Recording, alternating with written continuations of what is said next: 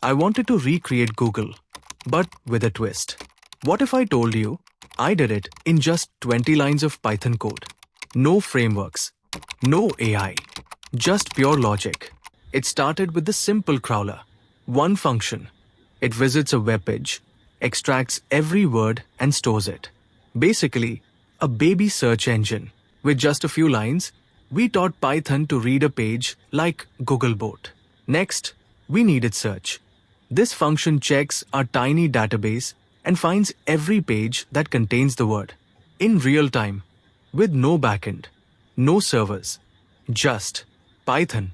We started from one link, a Python page on Wikipedia, then crawled to pages just to keep it fast. But it worked.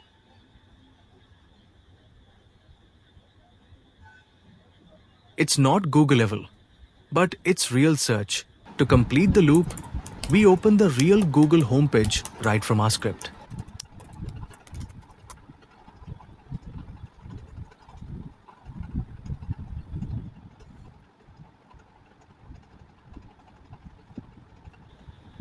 And that's it.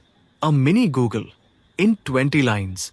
Subscribe to my channel for more Python builds.